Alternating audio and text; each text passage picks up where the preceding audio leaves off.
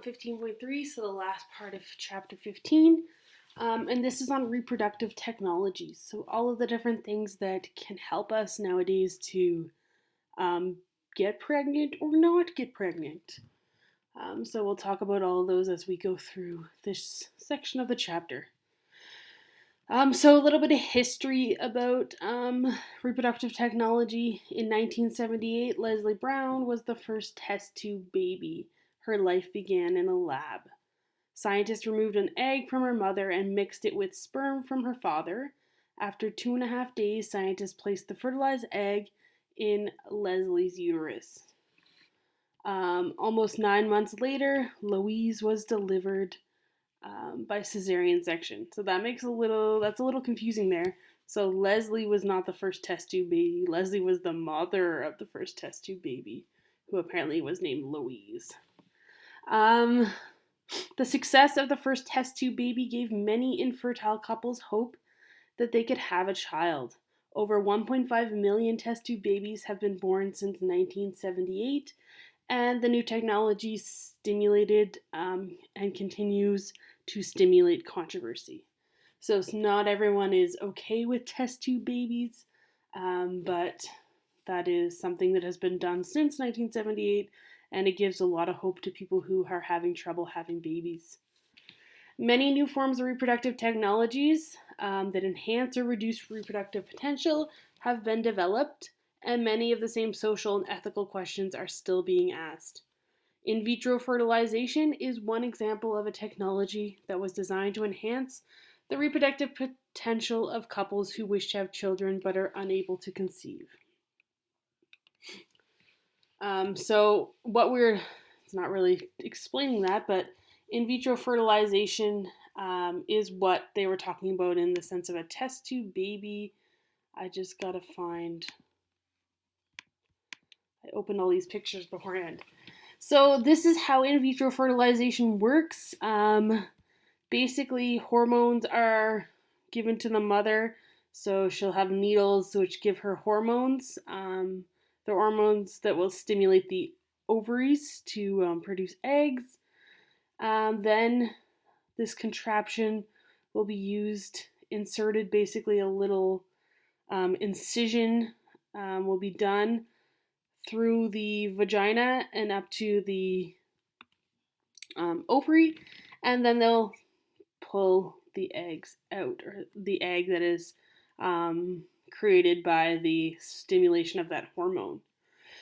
And then the sperm is collected, so a male needs to release the sperm, and then the sperm and the eggs can be put together in a test tube or a petri dish, is those little flat dishes, circular. And then the hope is that the sperm will make it to the egg. I mean, imagine a sperm has to go all the way up here through this tube to get to an egg. Well, here it gives it a lot better chance that it's actually going to make it. So putting the sperm right with the egg has a very good chance of it actually producing a fertilized egg. Then once it's fertilized, the embryo will start to develop. So we went through this before, how it's an embryo, then it becomes 2, then 4, then 8, and so on. And then that is injected, not necessarily just one embryo, maybe several embryo will be injected back into the uterus, as well with hormones to stimulate the implantation of the embryo. So a really cool, I think, way of being able to become pregnant. And it's not any different. There's not really anything different than natural birth, except for you're just sort of helping the process along. You're just making sure there's a better chance of the sperm making it to the embryo. So, some technologies that enhance reproductive potential. It says the term sterile is used to describe men and women who are unable to have any children. Men and women who have difficulty conceiving children are described as infertile. So sterile means you're never going to have children. Infertile means you have difficulty. Couples are considered to be infertile when they have been trying unsuccessfully to become pregnant for a year or more. Researchers have identified some causes of infertility and sterility, and the precise cause of a human or a couple's infertility cannot always be identified or explained. A man may be infertile or sterile for any of the following reasons. So, some reasons why a guy could be infertile or sterile is obstruction of the ductus deferens, so that vas deferens or ductus deferens, or the epididymis, which may be caused by complications arising from an STI or from other blockages in the testicles. So, just to go back to, I know this is not the picture, but if we see this vas deferens right here, or the ductus deferens, if there was a blockage in the epididymis or the vas deferens, which is this big tube, then that would be like a blockage there that would cause you to be infertile because the sperm wouldn't be able to make it through that tube. Low sperm count caused by numerous factors, including overheating of the testicles, smoking, and alcohol intake can all be a factor in being sterile or infertile. High proportion of abnormal or non-viable sperm, so caused by factors including overheated testicles, exposure to toxic chemicals, or radiation and infections like STIs. So if you were, remember we talked about how the testicles, they sort of go away from the body because they need to be at a cooler temperature than the body temperature. So if people wear like tight clothing, they'd always say boxers before briefs because the briefs will keep the testicles closer to the body, and that can be bad for sperm count. Boxers allow sort of it to stay away from the body and help the sperm count.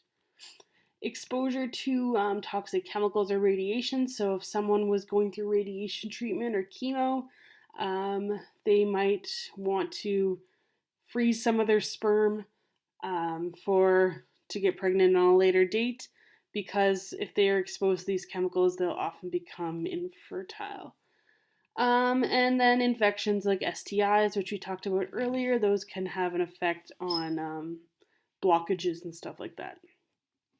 The inability to achieve an erection or an ejaculation caused by factors including vascular disease, nervous system injuries, stress, hormonal imbalance, medication, smoking, and alcohol intake are all also things that can cause you to be infertile.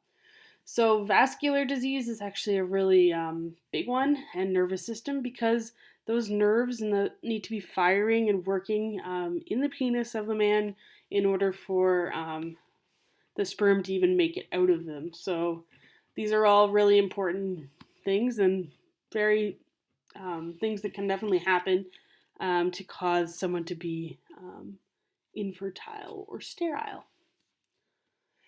As far as a woman being infertile or sterile, the oviducts can be blocked, and this is often caused by an STI, failure to ovulate, so the egg is never released due to hormonal imbalances, and this can be caused by a number of reasons, including being malnourished, endometriosis, which is a painful condition of the endometrial tissue that grows outside the uterus. So, the tissue that grows inside of the uterus to nourish the baby, well, endometriosis is where it grows outside, and that's very painful, which can cause a lot of problems in getting pregnant.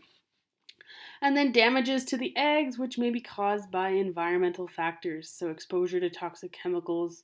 So just like before for a male, if you're going through radiation or chemo or exposing yourself to toxic chemicals, it's really important to freeze your eggs if you do want to get pregnant later on.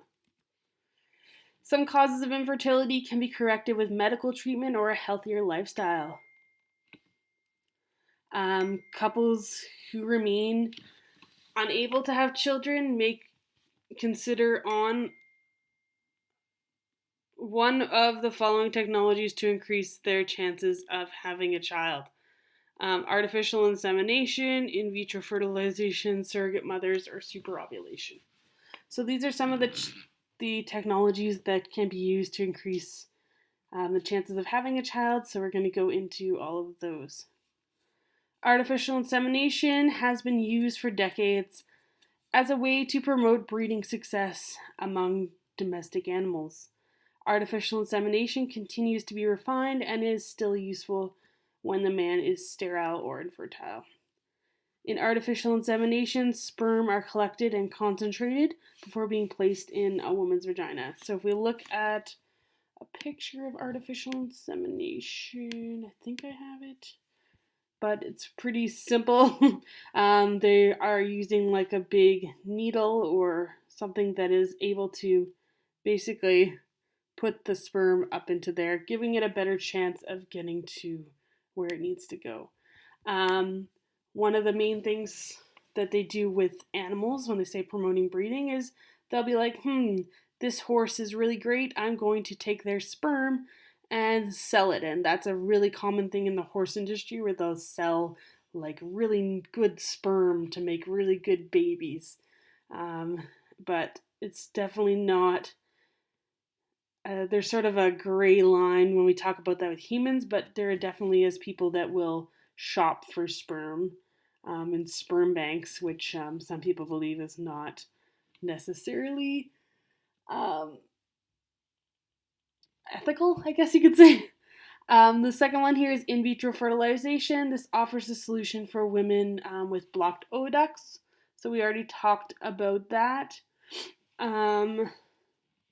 But this is definitely a chance that if the oviducts are blocked, that they're able to get the egg to the sperm. The eggs are combined with sperms in a laboratory glassware, and after fertilization, the developing embryo is placed in the uterus. Go away, please. Don't text me either. Sometimes an infertile couple contracts another woman to carry a baby for them, and this is called surrogate mothers. The woman who carries the baby is called the surrogate mother, and using artificial insemination or in vitro fertilization, one or both gametes may be contributed by the contracting couple. So if you can't carry a baby, artificial insemination is definitely, or surrogate mother, is definitely a way of being able to have a baby. You basically can put your egg and sperm together in a petri dish, like in vitro fertilization, and then another woman could carry that embryo. And then artificial insemination is maybe if the woman is unable to have a baby, she can use her husband or partner's sperm and then inject it into another woman, and then that woman can carry the baby, and then it still has some of the DNA of at least the father. Superovulation is the production of multiple eggs as a result of hormone treatment. Women who ovulate rarely or not at all may receive treatment with hormones that stimulate follicle development and ovulation. Superovulation is often used with other reproductive technologies.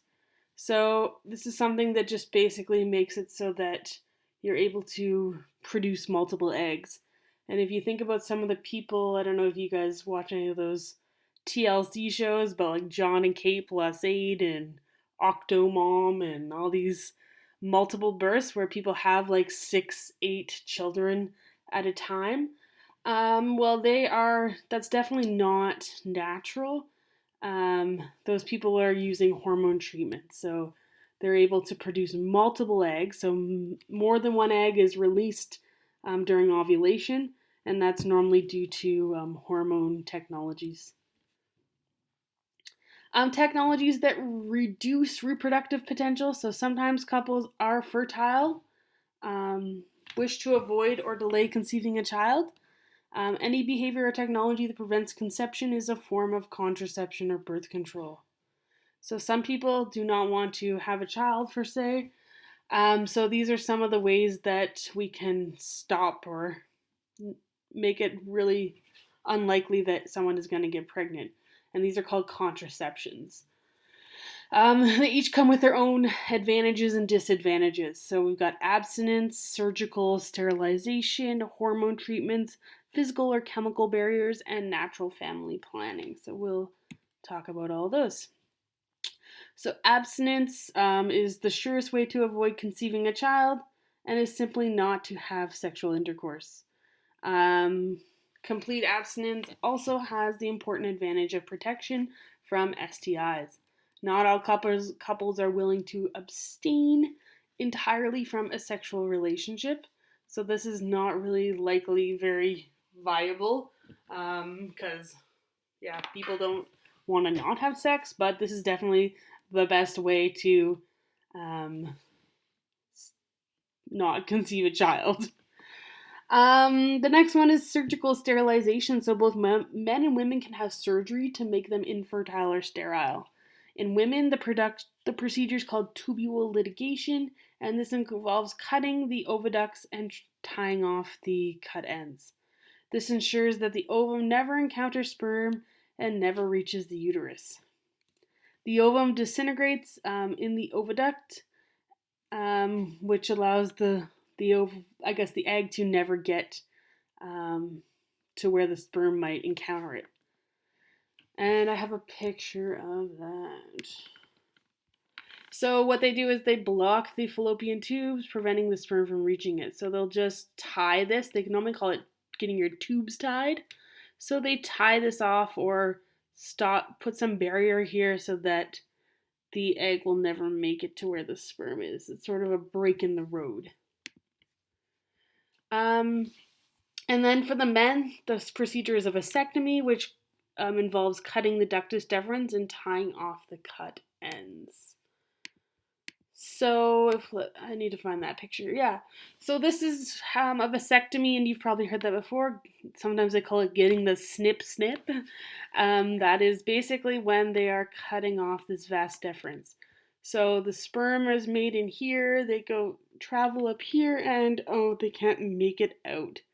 So when a male gets a vasectomy, he'll still have all of the fluids when he ejaculates. So he'll have the fluids from the seminal vesicles, the Cowper's gland, and it'll all add that liquid to make semen, but it'll only just put semen out basically. There'll be no sperm inside of it because the sperm will never make it out, and it'll also just disintegrate in there, sort of get reabsorbed by the body. So they also call that like shooting blanks. So you still have semen, but there's no sperm in it. And the effectiveness of this procedure is nearly 100% for both men and women. So 100% chance you're not going to get pregnant.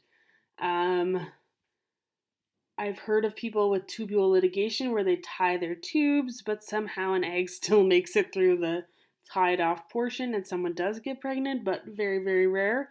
I don't think I've ever heard of anyone getting someone pregnant after having a vasectomy. So a pretty good chance that you're not going to get pregnant. Another way, and this is what a lot of people use, are hormone treatments. So several contraceptive technologies work by changing the balance of reproductive hormones within a woman's body. Hormone medication may be taken orally through birth control, by injection, or by implants inserted under the skin. The artificial hormones mimic the effects of progesterone and inhibit the release of FSH and LH from the anterior pituitary gland. So you're basically tricking your body into thinking that you're pregnant. And the woman doesn't ovulate. So you don't ovulate when you're pregnant, so you're taking these pills to trick your body. I say pills, it's not always pills. It could be a pill, it could be a needle, or an injection, or a patch. There's many different versions. The woman does not ovulate it as a result, and while hormone treatments are very reliable form of contraceptive, with effectiveness ranging from 90 to 99%, they do have some side effects. So some side effects of taking or having these hormone treatments is blood clots, strokes, and breast cancer. All not good things. I myself used to take birth control. I took birth control pills for many years, until they realized that the one I was taking, and even after that, I was getting these types of migraines, and it was all related to the hormones. And that can definitely increase your chance of blood clots and stroke, which was not a good thing. So I totally went off of it. But it definitely was a great form of birth control for many years, and many people still take that today. A more intense treatment can be taken for emergency use, which is called the morning after pill. It's the most common, which delivers high doses of synthetic estrogen and progesterone. So if you aren't on birth control and you feel like you might get pregnant, take the morning after pill, and basically that will give you a really high dose of hormones to tell your body or trick them into thinking you're pregnant. And if there is any sort of fertilization, it won't take hold. The most common side effect of this treatment is vomiting and painful cramps, and the effectiveness ranges from about 95% if taken with 24 hours after unprotected intercourse to 85% if taken within 24 to 48 hours, and drops to 5% if taken 48 to 72 hours later. So the sooner you take it, the better chance it is to cause you to not get pregnant. Physical and chemical barriers. So there's many contraceptive technologies that are designed to prevent sperm from reaching the ovum. Physical barriers include male or female condoms, which are about 85% effective. A latex cap that fits over the cervix, which is, I think it's called a dam, which is effective to about 90%. And a sponge or contraceptive sponge, which is 70 to 90% effective. Chemical barriers such as spermicide, so jellies, creams, and foams, are about 75% effective. So using these sort of things that will kill sperm are pretty effective. Chemical and physical barriers can be used together, which will increase their effectiveness. So you use a physical barrier like a male condom with a chemical barrier like spermicide. And some condoms can be made with spermicide already on them, so that increases your chances of being super effective at stopping conception, I guess. Condoms have the additional advantage of also offering you protection against STIs. So that's your really only protection against getting someone else's sexually transmitted infection or disease is by using a condom. Some couples refrain from sexual intercourse during the time of a woman's cycle when she's most fertile. So this is called natural family planning, they say. I've often heard it as being called the calendar method. So a woman keeps track of her cycle and is able to sort of not have sex during the time of ovulation. And there's many apps you can use nowadays to keep track of that. You sort of keep track of symptoms, and it sort of gives you a 3-4 day window where you could avoid having sex, because that's a good chance that you could get pregnant then.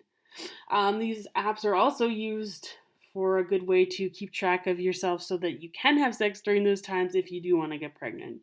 So it's a great way of keeping track of where you're ovulating, or roughly, to have a better chance of getting pregnant or not. Since a woman's cycle can vary month to month, the couple must pay careful attention to subtle signals of the woman's body. This method is among the least reliable forms of birth control, with about 70% effectiveness. So not a good chance of always staying not pregnant, because maybe one month a woman's cycle is 30 days, the next it's 20 days. So it'll sort of, those days might not really coincide, and it might be hard to sort of predict when ovulation happens. As far as some social and ethical questions, it says, with the birth of Louise Joy Brown, there was a wave of public concern about the prospect of in vitro fertilization being used in baby factories to mass produce humans. So when the first test tube baby was created, they thought that this was going to make rise to people having everyone using this technology and people sort of choosing the traits and stuff that they wanted. Even with these concerns being proven to be unfounded, many people remain uncomfortable with technologies that interfere with the natural processes of conception and childbirth. So many people don't believe in this. Often it comes to a religious sort of standpoint where they say it's not natural, but also some ethical and social issues as well behind it. Individual reproductive technologies also raise a number of difficult questions. So there's a bunch of questions here that I will go through. And if we were able to talk about these, it would be a lot better. I really actually love teaching this part because we get to talk and sort of explain our own concerns. And maybe I will post these on the Google Classroom and you can sort of chime in on some of them on your ideas. So, what rights should a zygote have? What happens to the way we value human life if we buy and sell human gametes? What rights should gamete donors and surrogate parents have? Should a man or a woman who has donated gametes to an infertile couple have any rights as a parent? Should a gamete donor have the right to remain anonymous even if the child wants to meet his or her biological parent? If a surrogate mother decides that she wants to keep the baby she has carried for another couple, should she have the right to break her contract? Should the answer be the same if her own ovum is used in the procedure? So, using her own egg or using another couple's egg. How far should reproductive technologies go? Does everybody have the right to be a parent? Should reproductive technology be available only to individuals who are able to pay for them, or should they be funded by the Canadian healthcare system? Should a mother who has completed menopause but wants another child have the same access to reproductive technologies as a young woman who wants to start a family? Should access to reproductive technologies be limited to individuals or couples who meet certain criteria, so age, marital status, income, health? Would increasing access to unfair discrimination, since fertile individuals and couples do not have to meet similar criteria in order to become a parent? So, is this discriminating if we say only certain people can get pregnant when any fertile couple can be pregnant, whether they are really fit to be a parent or not? So, all of those are definitely a lot of questions that would be great to talk about. And I think that I'm not going to post them actually because I believe that these questions, or some of them, are at the end of your chapter 15 questions. So look at those and think a little bit about it. I don't need huge long responses, but just sort of your thoughts. These are only a few of the legal, moral, and ethical questions that surround reproductive technologies. There's way more. And in the coming years, Canadian governments, courts, spiritual leaders, families, and individuals will continue to debate these similar reproductive related questions. So that brings us to the end of 15.3. You don't have sketch notes or definitions or diagram booklets. Just completing your assignment questions is good. And then we will not be doing any tests unless you guys would want to. But really, your assignments are fine with me. Okay, so that's everything for this chapter. Let me know if you have any questions. Please don't hold them back. I'd love to hear from you guys, so let me know. And if not, then we will start chapter 19 next week. So I won't post any more videos this week. I just want you guys to focus on finishing up your chapter 15. All right, have a great one and see you or talk to you soon.